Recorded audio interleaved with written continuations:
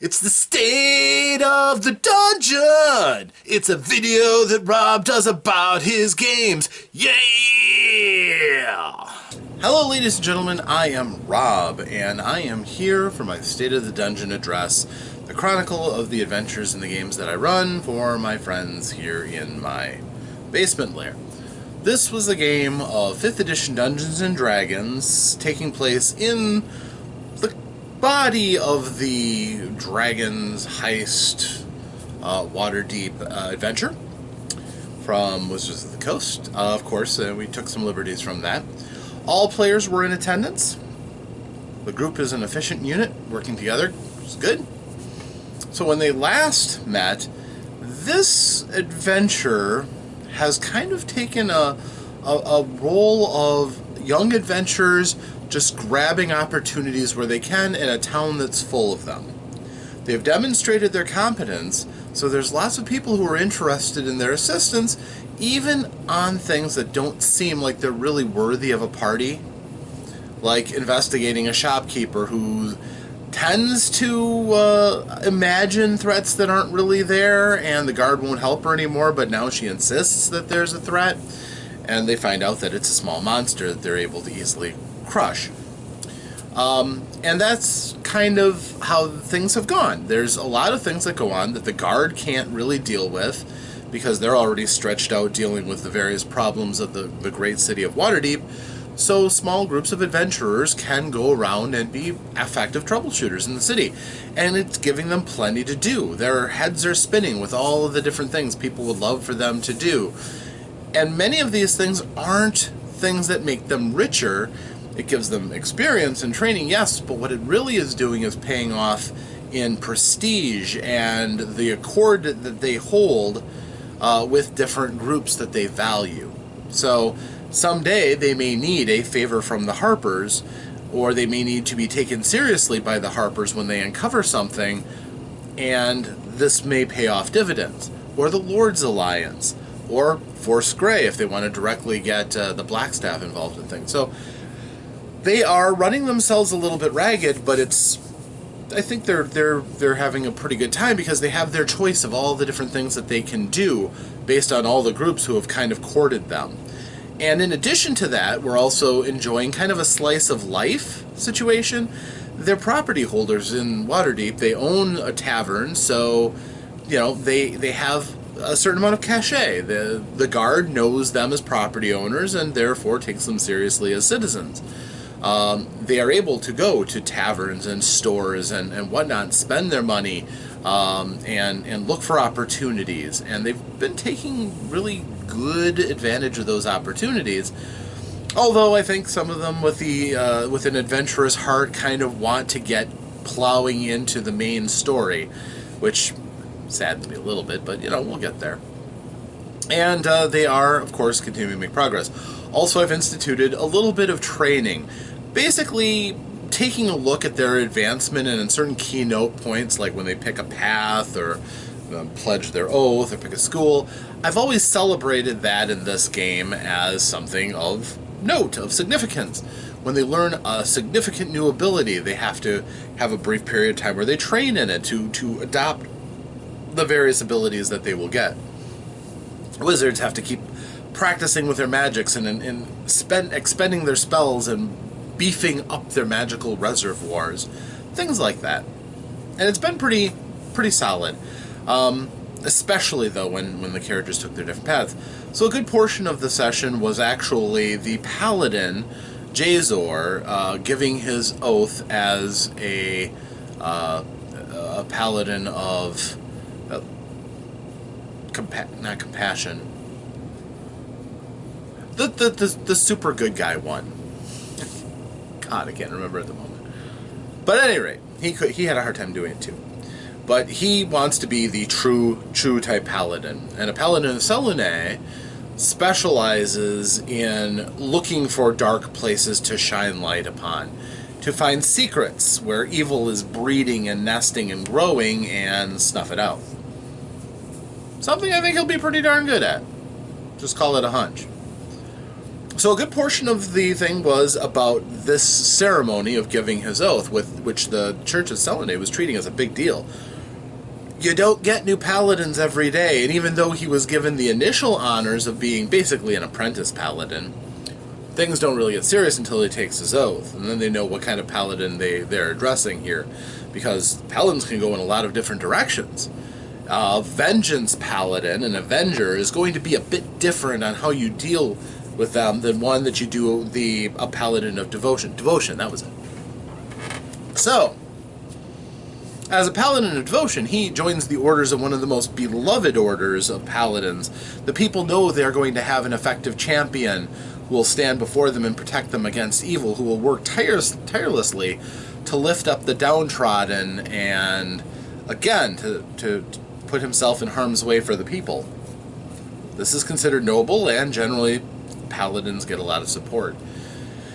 But I'm getting a little ahead of myself, because the first thing they were doing is they have a mandate to try to find out who blew up their tavern, or who set off a fireball in the streets in front of their tavern. Turns out that it wasn't their tavern's fault, so it was spared any damage, but people died, and they wanted to get to the bottom of it.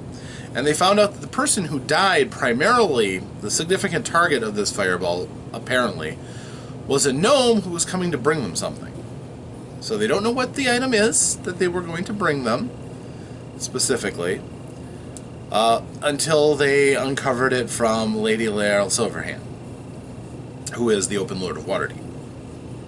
And she confessed that what they're looking for, and spoilers abound, by the way, if you're going to play Dragon Heist, you might want to not pay attention to this, but they're looking for a prize that was secreted underneath Waterdeep in a specially prepared magical vault.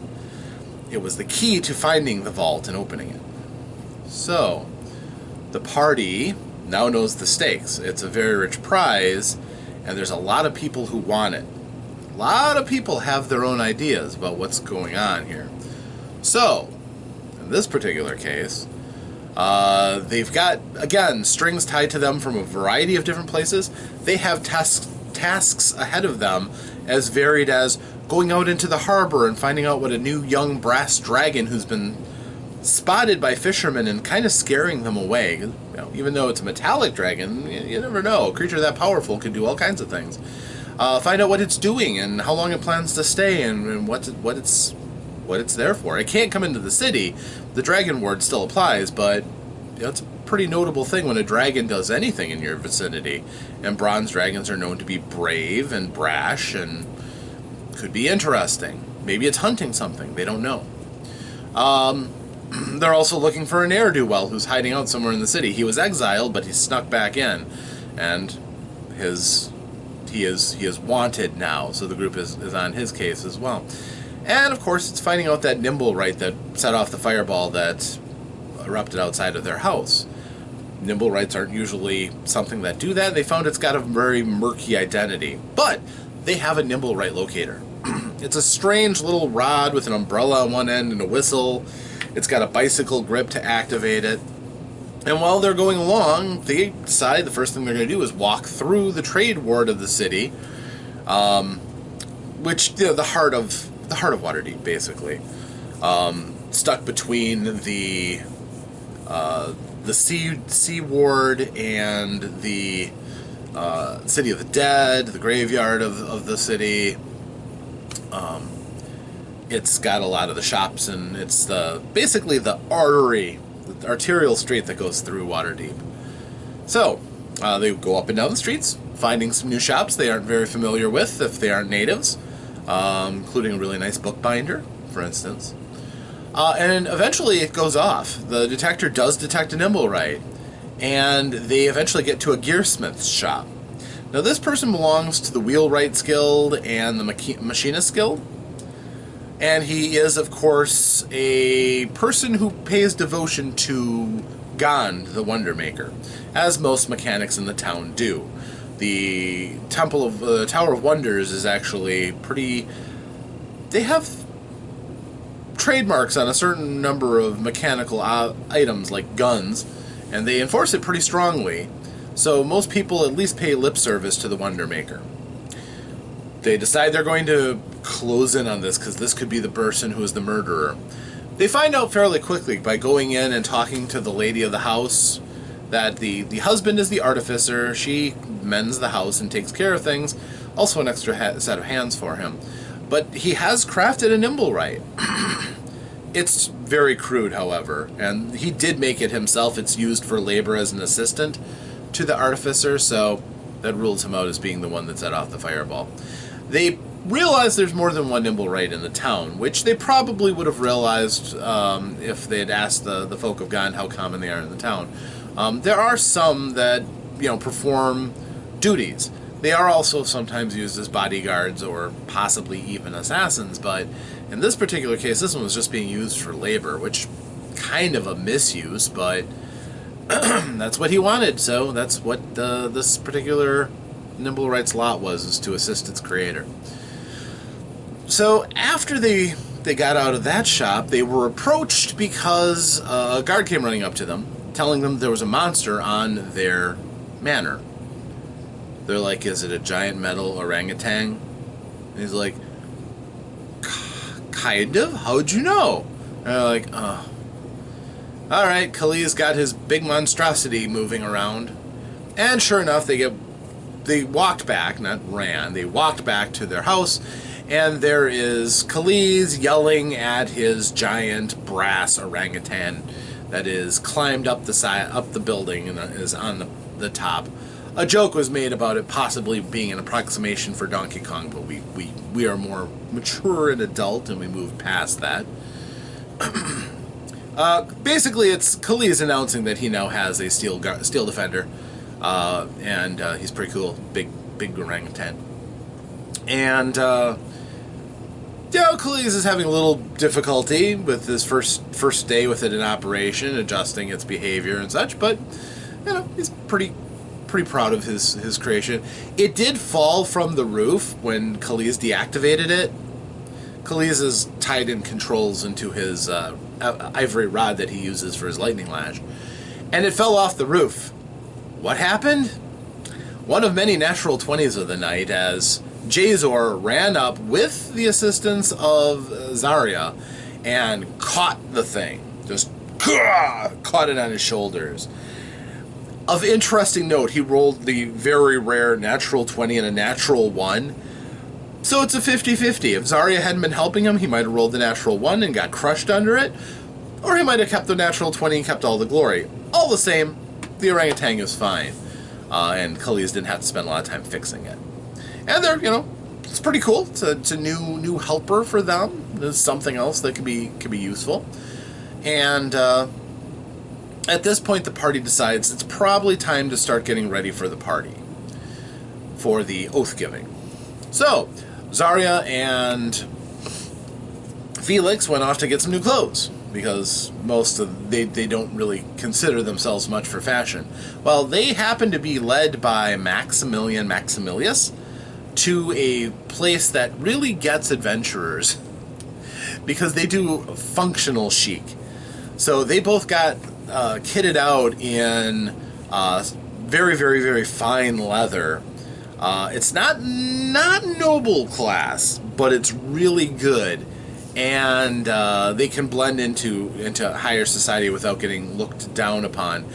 Made with black and crimson, with cutouts for Kali's showing off his physique and his gray and black striped fur.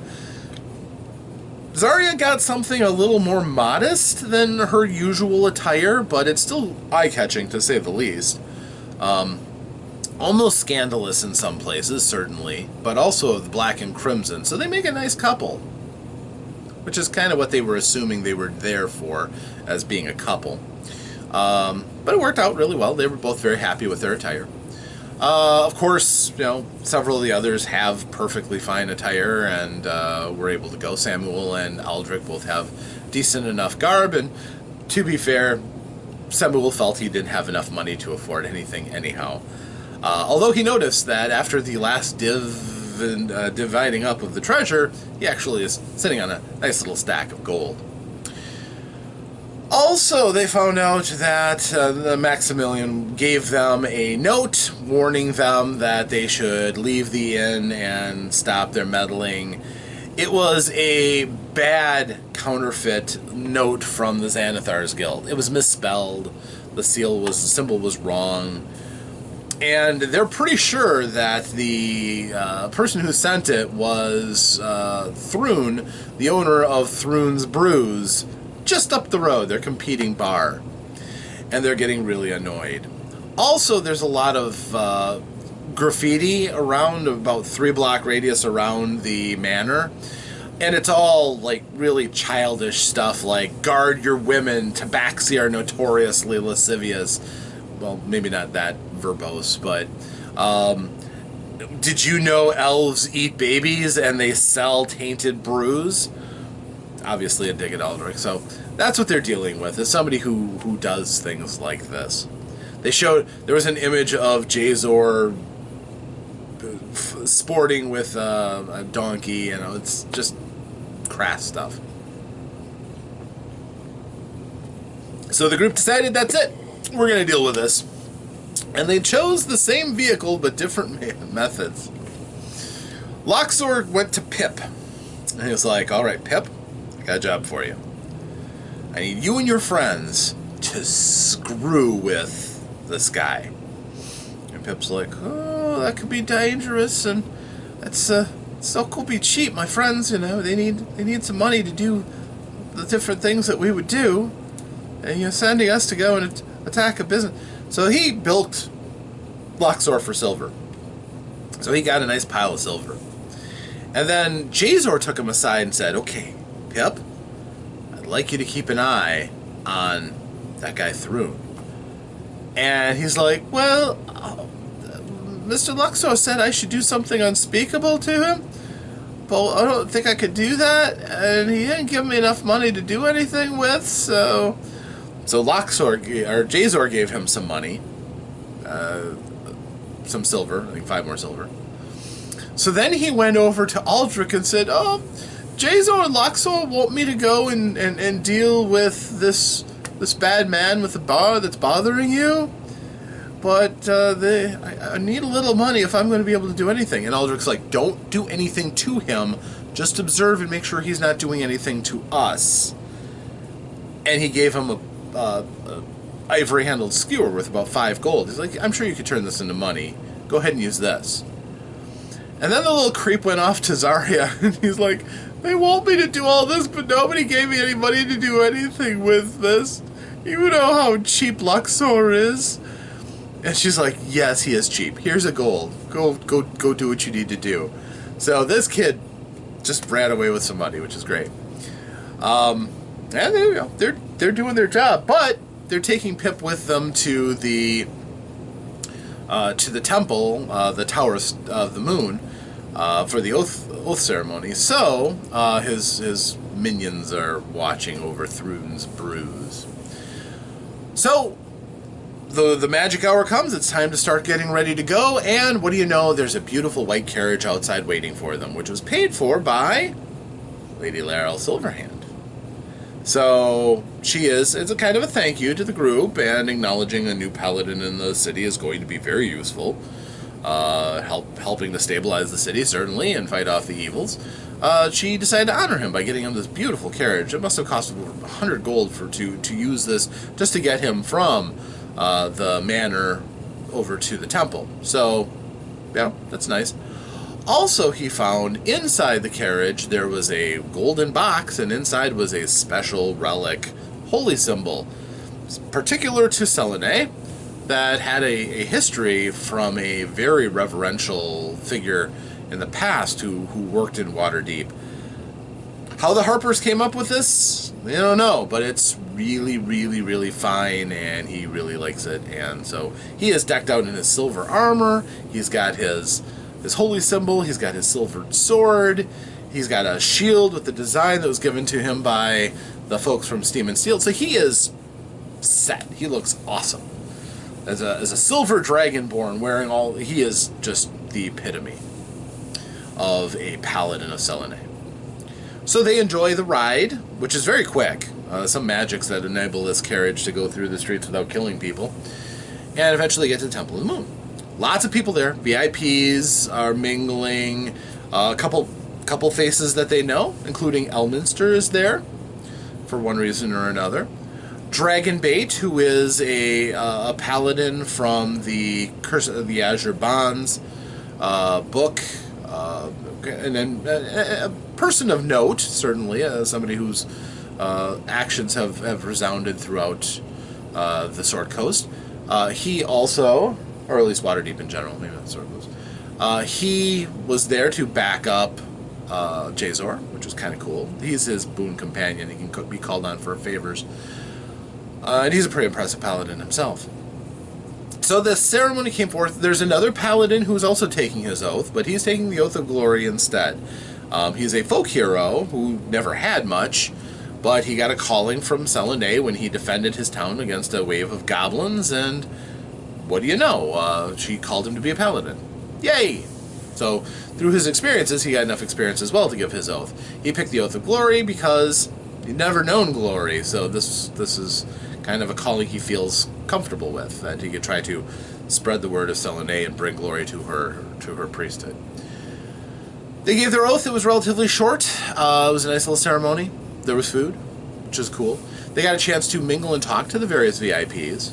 There was something that went on between the Blackstaff, who showed up in a hurry and needed to talk to Lady Silverhand, but they had a short exchange, which got Luxor curious to the point where he asked what's going on, and she's like, well, you know when you did that favor for me and you killed that carrion crawler and helped the dung sweepers? He's like, yep. Keep doing stuff like that. Maybe someday I'll tell you these things. So it's the way of saying you're not high enough in the ranks to know these things, buddy. Which is fair. This is about the ascent. This is about the journey. So they did all of that, and it was a really great ceremony. And you know, Jazor was the center of it. Jazor doesn't get to be the center of a lot of things, so it was kind of nice to see him get his moment. But he was itching to do something. And also, Renaer Neverember, the, again, son of Daggle Neverember, former Open Lord of Waterdeep, and the person that they saved in the opening of this adventure, showed up at the ceremony because he's a noble. A lot of nobles showed up to this. And in the end, he's like, hey, my friends, because he's a fun-loving guy, and he is a noble, so he's well-connected. He's maybe not as rich as he was when his dad was around, but he's got people who will vouch for him, and his bloodline is almost as good as gold for some people. He's like, hey, what are you planning on doing? And they're like, well, we're going to go home, have some cake, and then, go to bed. We got a lot to do. He's like, you don't do this every day. Let's go out and have fun and celebrate. And they're like, we haven't had a good pub crawl yet. Let's do it. Almost over Jazor's protest, which was funny. But he was a good sport, and he went along. So they went to the Mangled Manticore, which is a tavern that's a little different. This place operates almost like a sports bar. It's got 3 separate bars around this large, empty area. All throughout, there's opportunities for games of chance. There's a banked and secured stall with an archery range so that you can fire arrows safely for the other people, and you can compete in archery competitions. There's axe throwing, there's dagger throwing, there's a couple of wrestling rings so that people can, get involved in a no-holds-barred scrap, as long as you don't draw blood, because the rules of the house, if you draw the other person's blood, you forfeit. So, preventing people from doing heinous things, and probably from monks just coming in and dominating everything. And then they also have the pit. The pit isn't really a pit, and pit fighting is technically illegal, but they do have a special room secured where magic doesn't work, and the gamble is to try to survive against a monster for 1 minute. And depending on the monster, depending on who is going, the betting can get ridiculous, because betting is the lifeblood of this place. It's not in the alcohol. There's a fairly common and very tasty brew that they sell, but you get to drink as much as you want of it for just 2 gold. You buy a tankard that you can take home with you, and as soon as it's empty, they will fill it for you. You are not going to be dry here. So the group is, hey, this is great. We can kick back and unwind, and we can show off our skills right off the bat. Felix wanted to go to the archery contest. Sure, he quaffed a brew. He noticed that his fingers were tingly. That brew hit him a lot harder than he thought it should. I mean, after all, he's a full-grown tabaxi. He's had alcohol before, and this is just a dwarven ale. It's not anything special. It's not dwarven spirits or anything. But he's already getting kind of... Fingers are starting to get numb. The alcohol is starting to take in effects. So the person he goes up against, he still ends up beating, because he's ridiculous. He's really finally honed at this whole thing. So he wins. Unfortunately, he went before anybody else, so nobody had a chance to get any betting up on it, so nobody made any money off of that except for the bystanders going, well, this tabaxi looks like he'll be a good shot. So some people made a little money off of him, but he didn't really, set it up at all. He just wanted to compete, which was cool. But as it turns out, Aldrich and Samuel analytically went through things and thought, how could we make the most money here? And very practically realized that this place looks like it's almost rigged. The competitors who compete are known, so the odds makers have it down to a science who is likely to beat who on any given night. The party is the wild cards of the group, and they may be able to get some really good odds in competitions that nobody thinks they can win. Or at least play the margins off a little bit better. Also, they also realized a few other details, like the fact that the champions are higher level than they are. They're unlikely to unseat any champion and become the new house champion of any of the competitions. But, nothing wrong with trying and making a quick gold or two, or a pocket full of dragons. So, the party starts breaking out and starting to gamble. Luxor gambles at knife throwing. Luxor is very quick, and he's good with knives, good throwing daggers. He went up against a mid-level contestant who was basically a shepherd and trapper from upcountry, but he has nothing to do all day but hunt rabbits by throwing knives into them, and small game. He's pretty darn good with his knives. So when it came to competing, Luxor lost. And he has the lucky feat. He can get rerolls, and he's still lost. His dice it was not fair. So he lost 50 gold betting on himself, too. He couldn't take that, though.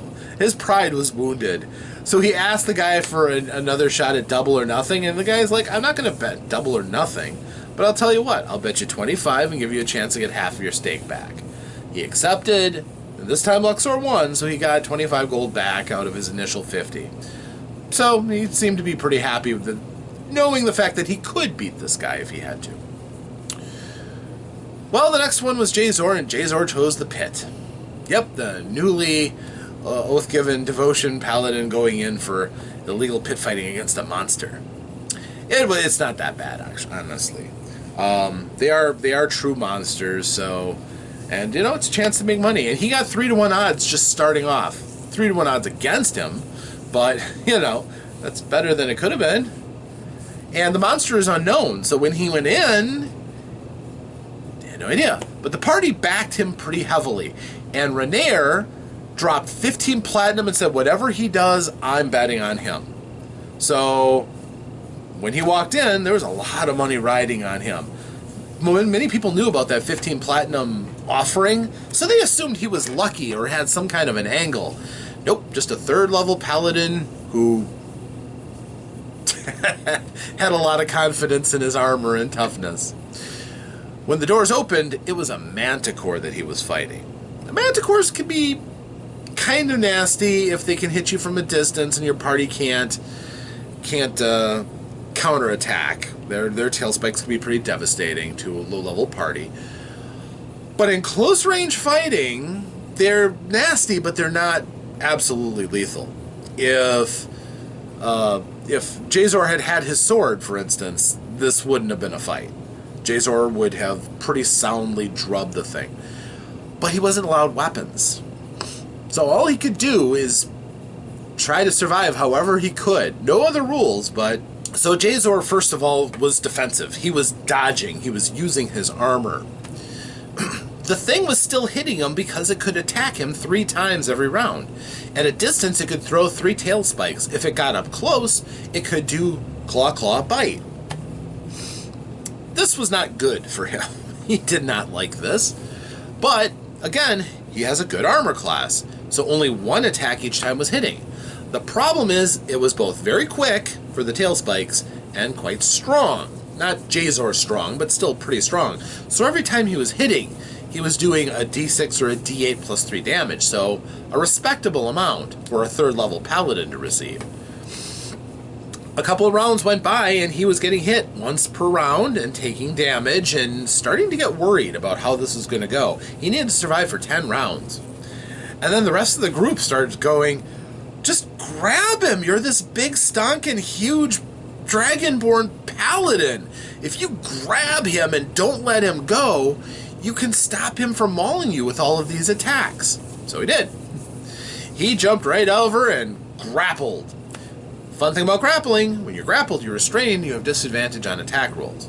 Now, the creature has a long, flexible tail with the spikes on the end of the tail, so it could still keep attacking him, but it was going to have a hard time trying to claw and bite him with him riding on its back and gripping it.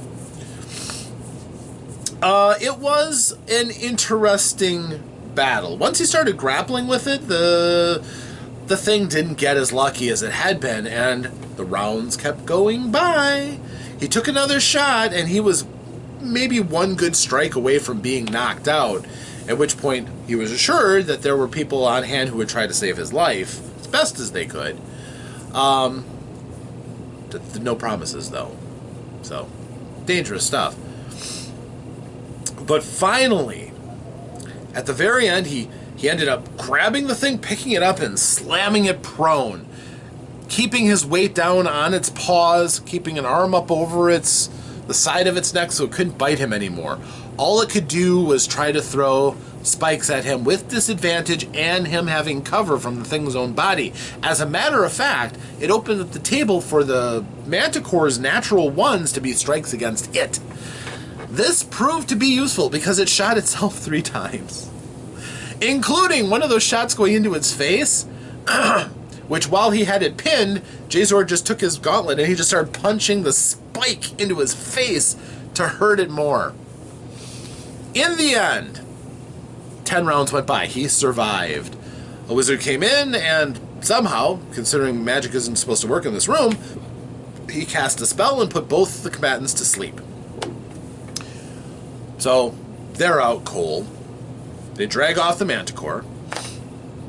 They slap Jazor awake, lightly, respectfully, and they're like, you cost a lot of people some money in there.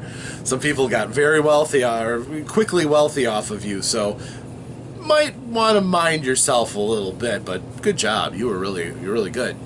And, yeah, they let him out. Bloody and bruised. He immediately got out and laid on of hands, and that felt good.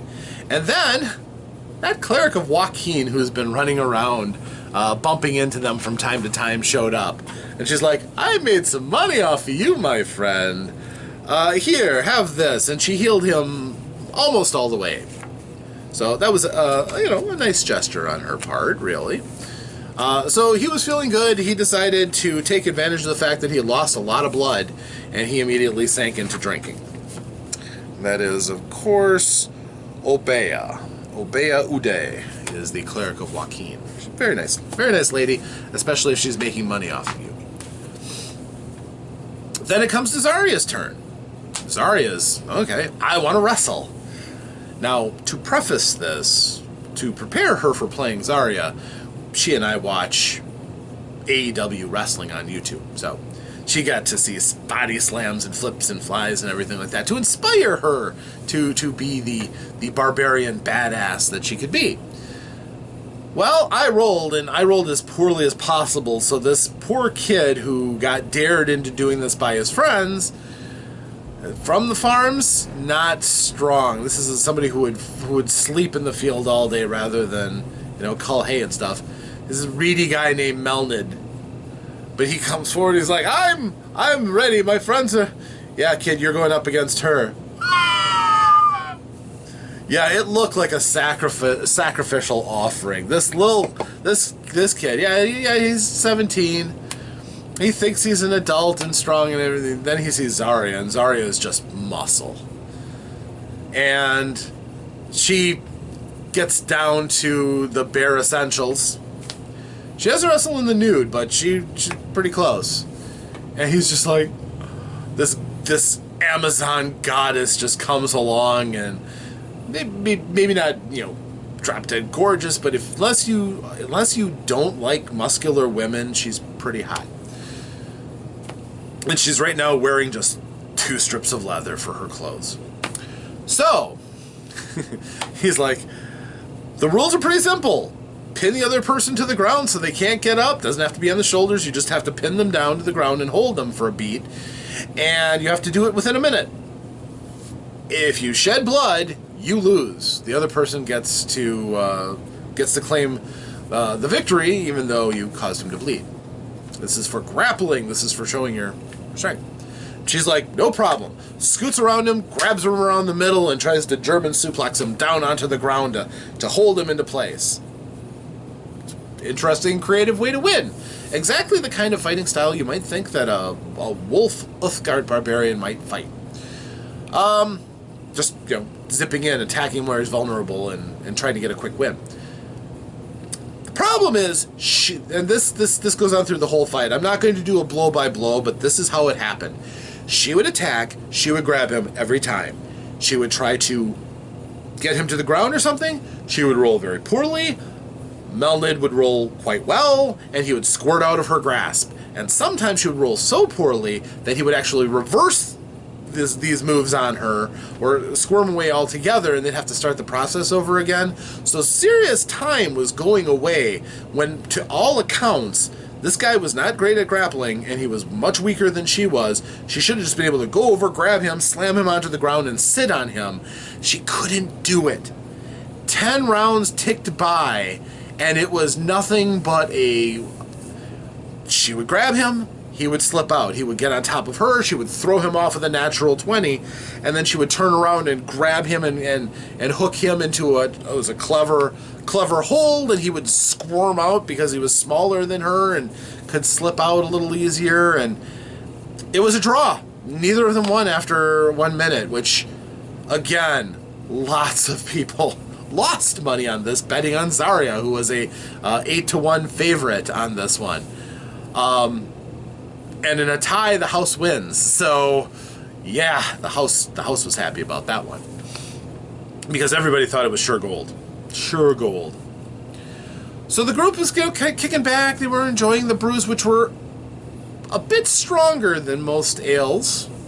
The group was kind of feeling pretty good. And then the door to the pit blew open.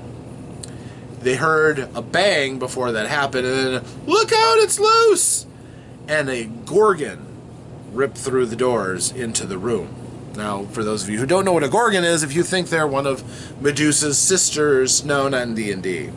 Gorgon is a big metallic bull. It's skin of iron, so it's got a really good armor class, and it's capable periodically of breathing a green vapor that can petrify you if you are caught in it. This could be important.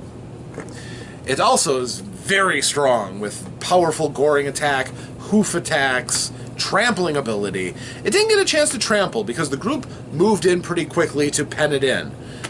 That didn't really help Jazor, who got gored with a critical and nearly dropped in a single blow from this thing. It is really strong.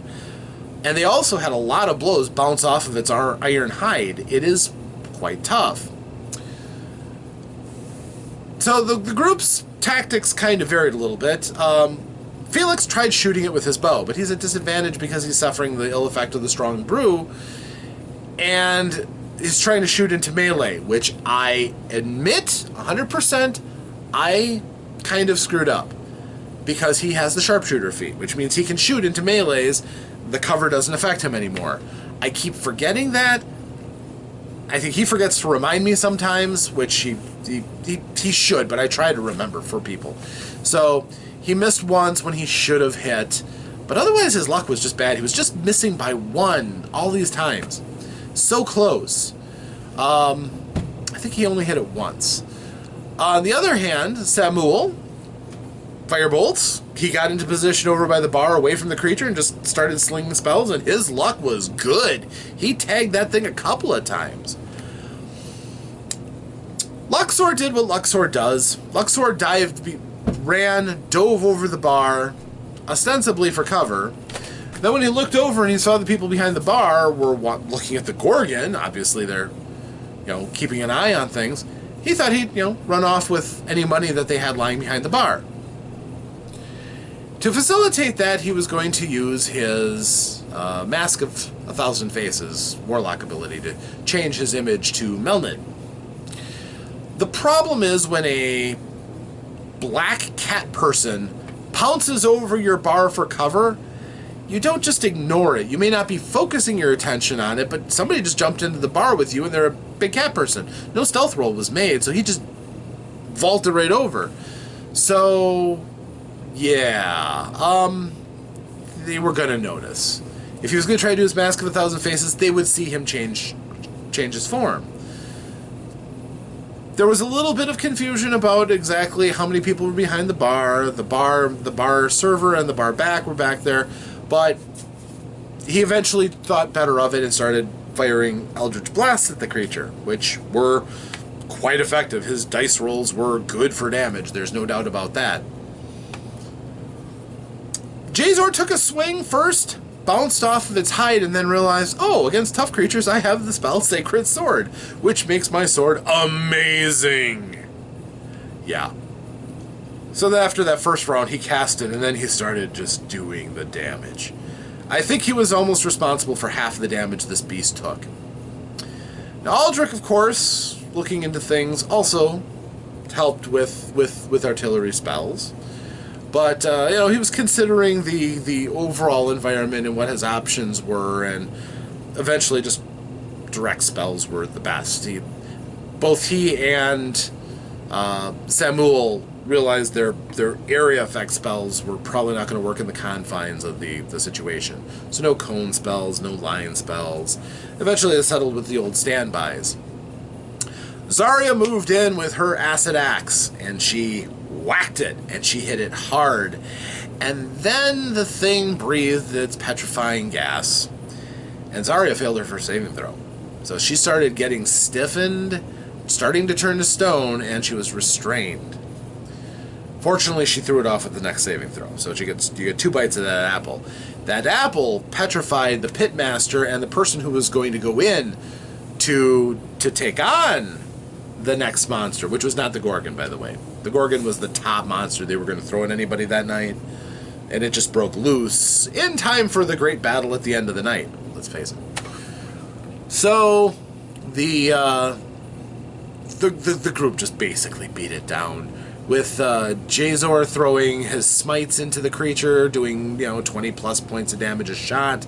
Zarya eventually wreaked a horrible blow on it with a critical that doubled her acid and her axe blow, which she was using two-handed because she had no shield, so it was just a massive blow again. That probably took away about 1/6 of its hit points with a single shot. Strangely enough, Magic was not on the premises to cheer them on.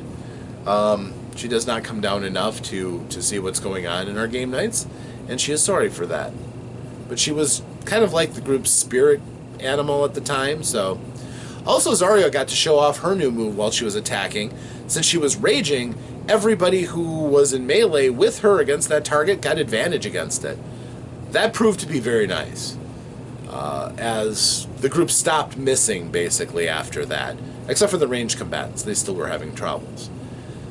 So, eventually, it got beaten down. Jazor, I think, may have delivered the finishing blow, but whatever it is was violent and final, and the beast died.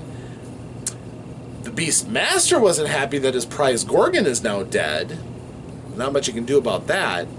But the group is now kind of irate with them for having a Gorgon on the premises, which is definitely an illegal monster. You can't have those in a menagerie. You can't bring one into city limits. How they got it? There's probably going to be some hard questions asked next session. Oh yeah, Renair also came in and stabbed it a few times and helped out. And the Cleric of Joaquin was just about on site when they killed it. So there are a few people around who were also going to come, but the group was all kitted out after the big battle, or after the oath-giving ceremony. So, you know, they were ready to fight on site. So it was a good fight. They had fun. The group worked pretty well together, and there were no major problems. They had a good night, and now they are ready for tomorrow's adventures to give them some fun and exciting new things to do in service of the city, their allies, and justice in the case of the mad fireballing Nimblewright and whoever might have set it up to do that. So, that's the story for the State of the Dungeon address. Until next time, my friends, I will see you with the next one, right? Right, Magic? Say goodbye. Say bye-bye. Bye-bye. Farewell.